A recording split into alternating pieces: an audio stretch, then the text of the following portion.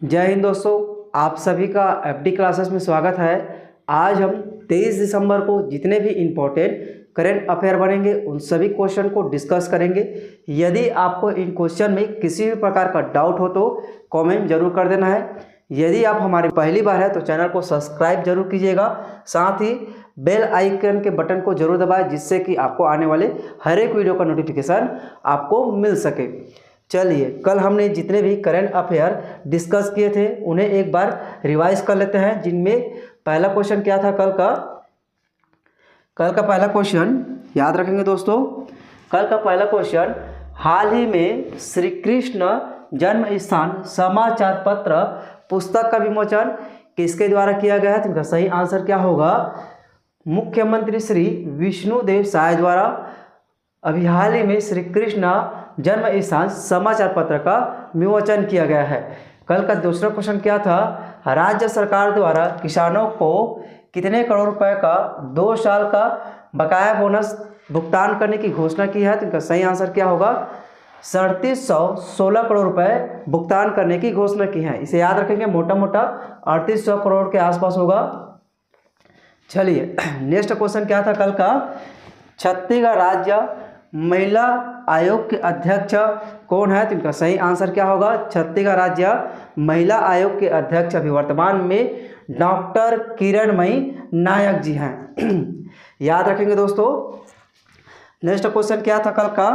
प्रदेश में अब तक कितने लाख मीट्रिक टन धान की खरीदी की गई है? यह 20 दिसंबर 2023 की स्थिति में है।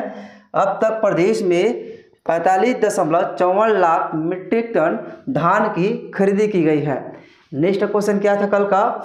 छत्तीसगढ़ राज्य में वर्ष 2023-24 में कितने लाख मीट्रिक टन धान की खरीदी अनुमानित लक्ष्य रखा गया है? तो इनका सही आंसर क्या है? 130 लाख मीट्रिक टन धान की खरीदी का अनुमानित लक्ष्य रखा है हमारे प्रदेश सरकार द्वारा। इंपॉर्टेंट है, इन पॉइंट को याद रखेंगे। नेक्स्ट क्वेश्चन क्या था कल का?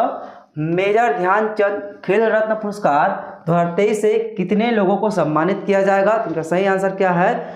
2 लोगों को मेजर ध्यानचंद खेल रत्न पुरस्कार से सम्मानित किया जाएगा। इन 2 लोगों के नाम आपको याद रखना है, जिनमें से पहला नाम याद रखना है चिराग चंद्रशेखर शेट्टी और रंकी रेड्डी सात्विक साईराज, दोनों को याद रखना है, इंपॉर्टेंट है। चलिए, अब आज का पहला क्वेश्चन है भारत सरकार द्वारा छत्तीसगढ़ सरकार से कितने लाख टन उसना चावल लिए जाने की सहमति दी है? तो इनका सही आंसर क्या होगा?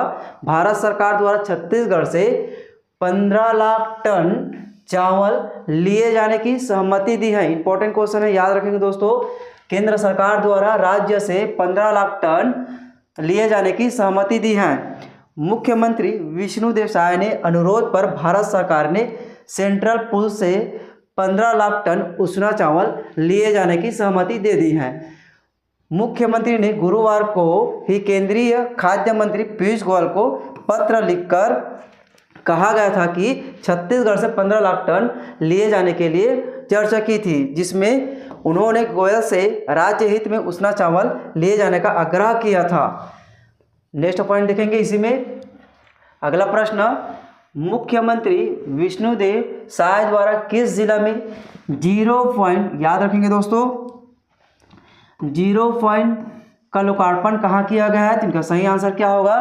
रायपुर जिला में 0 पॉइंट का लोकार्पण किया गया है। मुख्यमंत्री विष्णुदेव साय ने गुरुवार को 0 पॉइंट के लोकार्पण किया गया है। इसे याद रखेंगे, विधानसभा चौक भी कहा जाता है, इसी जगह को याद रखेंगे। इस मौके पर विधानसभा अध्यक्ष डॉक्टर रमन और नेता प्रतिपक्ष डॉक्टर चरणदास महत सहित अनेक नेताएं उपस्थित रहे हैं। इसमें याद रखेंगे, अभी हाल ही में हमारे छत्तीसगढ़ के विधानसभा अध्यक्ष डॉक्टर रमन सिंह को बनाया गया है और हमारे नेता प्रतिपक्ष डॉक्टर चरणदास महंत जी को बनाया गया है, इसलिए दोनों को याद रखेंगे। एक क्वेश्चन में आपको 3 से 4 क्वेश्चन देखने को मिल रहा है, इसलिए इंपॉर्टेंट है, याद रखेंगे। चलिए, 0 पॉइंट चौक लगभग 20 वर्ष पूर्व बनाया गया था। चौक की गोलाई अत्यधिक होने के कारण हमेशा दुर्घटना होने की आशंका बनी रहती थी, जिसे चौक की गोलाई को कम कर विधानसभा की गरिमा अनुरूप चौक का लोकार्पण किया गया है। इसमें याद रखेंगे दोस्तों, यह है रायपुर जिला। रायपुर जिला आप मैप में देख सकते हैं। रायपुर जिला का गठन 1861 में किया गया है और साथ ही आपको इनके साथ एक और नाम याद रखना है। 1861 में बिलासपुर जिला दोनों का गठन 1861 में किया गया है, इसलिए याद रखेंगे रायपुर और बिलासपुर का 1861 में किया गया है। रायपुर जिला में आपको विकासखंड का नाम याद रखना है और औद्योगिक क्षेत्र का नाम याद रखना है। इसमें सिर्फ अभी नाम याद करेंगे, आने वाले समय में मैप से संबंधित वीडियो में हम लोग इसके बारे में विस्तार से चर्चा करेंगे, जिनमें से याद रखेंगे गोबरा नवापारा विकासखंड याद रखेंगे इसमें, साथ ही धरसीवा याद रखना है, इसमें तिल्दा याद रखना है आपको इसमें, साथ ही आपको इसमें याद रखना है आरंग, इंपॉर्टेंट है आरंग, क्योंकि आरंग ऐतिहासिक स्थल भी रहा है, इसलिए याद रखना है। खरौरा याद रखेंगे, रायपुर याद रखेंगे, इंपॉर्टेंट जगह है इसलिए याद रखना है। सिलतरा एक औद्योगिक क्षेत्र है, याद रखना है आपको सिलतरा, साथ ही उरला भी याद रखना है, भनपुरी भी याद रखना है, बिरगांव भी याद रखना है। ये सही पॉइंट को याद रखेंगे। मोहरेंगा याद रखना है, जहाँ इंदिरा प्रियदर्शनी नेचर सफारी बनाया गया है, इसलिए आपको याद रखना है। बरबंदा इंपॉर्टेंट जगह है, इसे भी याद रखेंगे। स्वामी आत्मानंद का जन्म स्थली बरबंदा को आपको याद रखना है। साथ ही चंद्रखुरी याद रखना है, माता कौशल्या का एकमात्र मंदिर जो हमारे प्रदेश में स्थित है, इसलिए आपको याद रखना है चंद्रखुरी। नेक्स्ट है परसदा याद रखना है, इसमें परसदा शहीद वीर नारायण सिंह अंतर्राष्ट्रीय क्रिकेट स्टेडियम परसदा में ही स्थित है, इसे याद रखना है। माना को याद रखना है, माना स्वामी विवेकानंद अंतर्राष्ट्रीय हवाई अड्डा माना में स्थित है, इसे याद रखेंगे। नेक्स्ट जगह याद रखना है आपको चंपारण याद रखना है, चंपारण जहाँ चंपेश्वर महादेव मंदिर स्थित है। तूताग्राम याद रखना है, औद्योगिक क्षेत्र तूताग्राम को याद रखना है। चलिए इन सभी पॉइंट को याद रखेंगे, साथ ही उपरवाड़ा को याद रखना है, इन सभी पॉइंट को याद रखेंगे। चलिए नेक्स्ट क्वेश्चन है छत्तीसगढ़ में दुनिया का सबसे छोटे प्राकृतिक शिवलिंग किस जिला में स्थित है? तो इनका सही आंसर क्या होगा? छत्तीसगढ़ का सबसे मतलब दुनिया का सबसे छोटे प्राकृतिक शिवलिंग बस्तर जिला में स्थित है, याद रखेंगे दोस्तों। बस्तर जिला इंपॉर्टेंट है। बस्तर जिला में दुनिया का सबसे छोटे प्राकृतिक शिवलिंग स्थित है, याद रखेंगे। छत्तीसगढ़ का सबसे बड़ा मानव निर्मित एवं 1000 साल पुराना शिवलिंग चित्रकूट के घुमरमुड़ा पारा में स्थित है, याद रखेंगे। सबसे बड़ा शिवलिंग भी जो मानव निर्मित है बस्तर में ही स्थित है और दुनिया का सबसे छोटा प्राकृतिक शिवलिंग बस्तर जिला में ही स्थित है। दोनों को याद रखेंगे, दोनों बस्तर जिला में ही स्थित हैं। एक मानव निर्मित है और एक प्राकृतिक शिवलिंग है, इन दोनों को याद रखेंगे। इसकी लंबाई लगभग 8 फीट और 5 फीट है, इसमें याद रखेंगे। मानव निर्मित मतलब सबसे बड़ा मानव निर्मित शिवलिंग की बात की जा रही है, जिसका लंबाई 8 फीट और ऊंचाई 5 फीट है। इसे छिंदक नागवंशी राजाओं ने बनवाया था, इसमें याद रखेंगे। छिंदक नागवंशी राजा छत्तीसगढ़ में कब से कब तक शासन किए हैं? तो याद रखना है 1023 ईस्वी से राजाओं ने शासन किया है, इसलिए इसे याद रखेंगे। इनकी राजधानी भी याद रखना है बांसुर, आपको बांसुर राजधानी याद रखना है। छिंदक नागवंशी राजाओं का राजधानी क्या था? तो बांसुर आपको याद रखना है। चलिए इसी तरह दुनिया का सबसे छोटे प्राकृतिक शिवलिंग भी बस्तर में ही स्थित है। इसकी लंबाई लगभग 6 मिलीमीटर से अधिक नहीं है। इसे देवतुल्य कीमती औषधि माना जाता है, याद रखें दोस्तों। सबसे छोटे प्राकृतिक शिवलिंग को कीमती औषधि भी माना जाता है। पिछले क्लास में बस्तर जिला के बारे में चर्चा किए थे, अब इस बार हम लोग बीजापुर जिला के बारे में चर्चा करेंगे, जिसमें इंपॉर्टेंट नाम और औद्योगिक क्षेत्र याद रखेंगे, साथ ही पहाड़ियों के नाम भी इसमें याद करेंगे। चलिए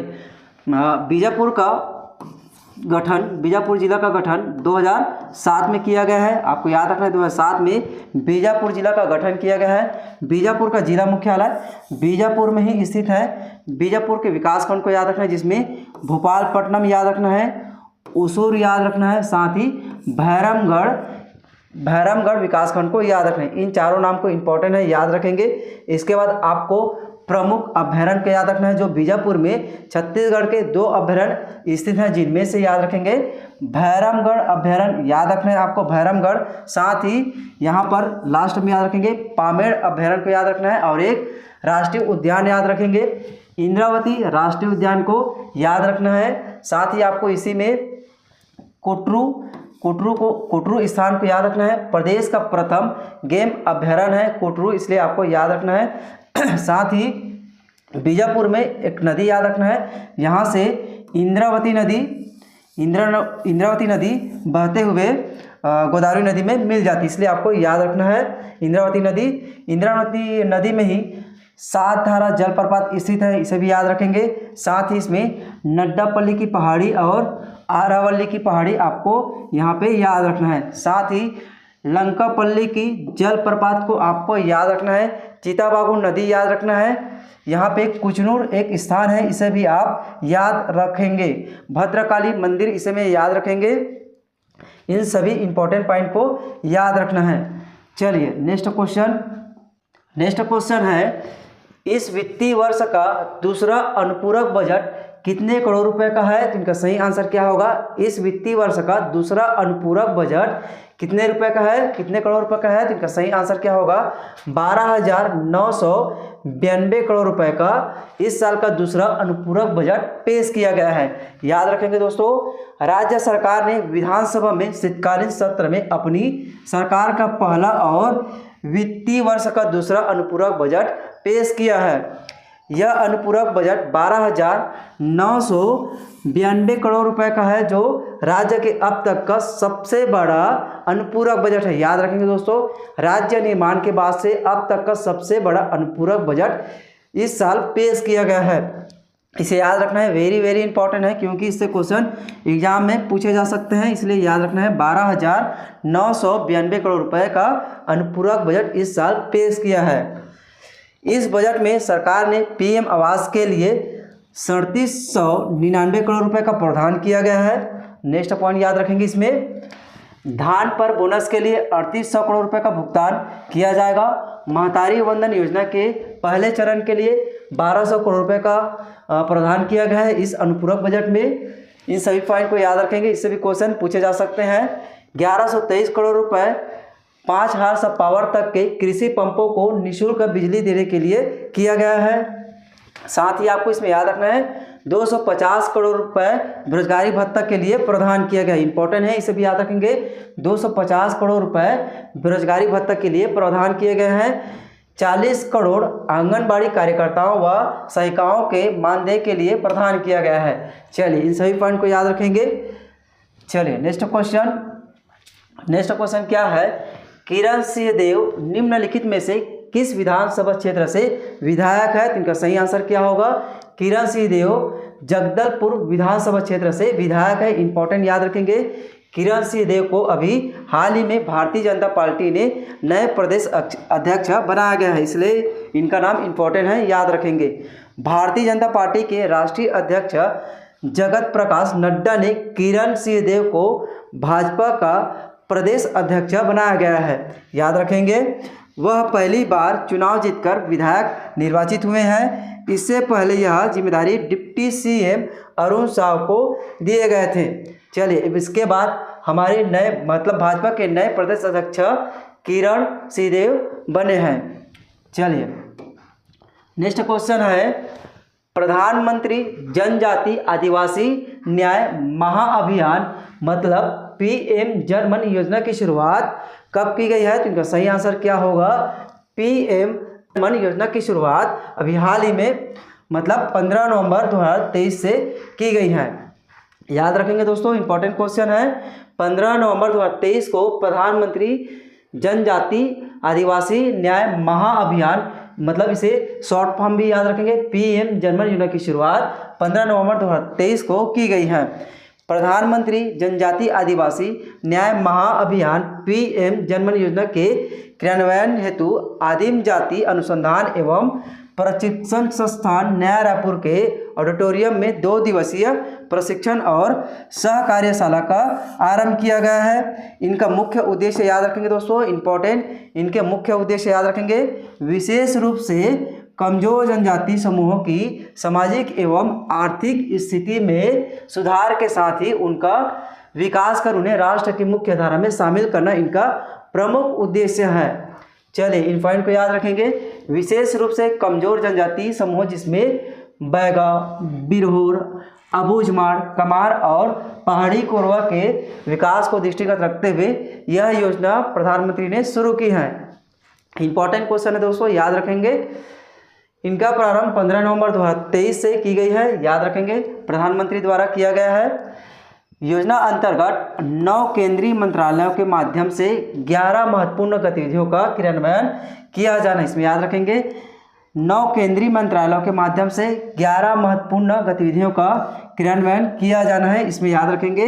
इन गतिविधियों में से पक्के घर का प्रावधान किया गया है, साथ ही पक्की सड़क, नल से जल, सामुदायिक आधारित पेयजल, छात्रावासों का निर्माण, मोबाइल मेडिकल यूनिट आदि इन बातों से संबंधित यह योजना शुरू किया गया है।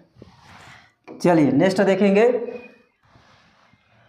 नेक्स्ट क्वेश्चन है, किस देश के राष्ट्रपति को भारत के गणतंत्र दिवस 2024 के लिए आमंत्रित किया है? याद रखेंगे दोस्तों, गणतंत्र दिवस 2024 के लिए किसे आमंत्रित किया गया है? तो याद रखेंगे फ्रांस के राष्ट्रपति को आमंत्रित किया है, याद रखेंगे। सूत्रों के अनुसार इमैनुअल मैक्रोन को 2024 में भारत के गणतंत्र दिवस समारोह में शामिल होने के लिए आमंत्रित किया गया है, याद रखेंगे। फ्रांस के राष्ट्रपति इमैनुअल मैक्रोन को 2024 में भारत के गणतंत्र दिवस समारोह में शामिल होने के लिए आमंत्रित किया है। और पीएम मोदी इससे पहले पिछले जुलाई में बेस्टिल डे परेड के लिए मोदी की यात्रा के दौरान फ्रांस के राष्ट्रपति से मुलाकात की। अगर वह स्वीकार कर लेते हैं तो मैक्रोन भारत के गणतंत्र दिवस समारोह में मुख्य अतिथि बनने वाले यह 6ठे फ्रांसीसी नेता होंगे, याद रखेंगे। यह 6वां नंबर का फ्रांस का नेता है जो भारत में शामिल होंगे। नेक्स्ट क्वेश्चन, यूनेस्को ने किस राज्य के रामबाग गेट प्रोजेक्ट को उत्कृष्टता पुरस्कार से सम्मानित किया है? तो इनका सही आंसर क्या होगा? पंजाब राज्य को सम्मानित किया गया है, याद रखेंगे दोस्तों।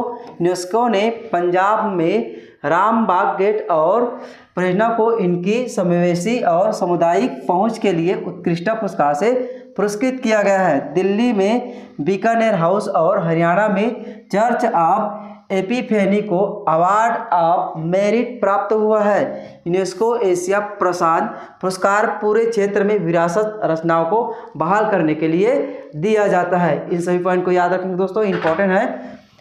पिछले वीडियो में हमने आपसे क्वेश्चन पूछा था कि प्रदेश में पौरी दरवाजा किस जिला में स्थित है? तो सही आंसर क्या होगा? सरगुजा जिला में स्थित है, याद रखेंगे दोस्तों, इंपॉर्टेंट है। पौरी दरवाजा सरगुजा जिले में स्थित है। अब आपके लिए आज का क्वेश्चन, छत्तीसगढ़ राज्य में वर्ष 2023-24 में कितने लाख मीट्रिक टन धान की खरीदी अनुमानित लक्ष्य रखा गया है? इनका सही आंसर आप कमेंट बॉक्स में जरूर दीजिएगा। चलिए मिलते हैं अगली वीडियो में। जय हिंद, जय छत्तीसगढ़।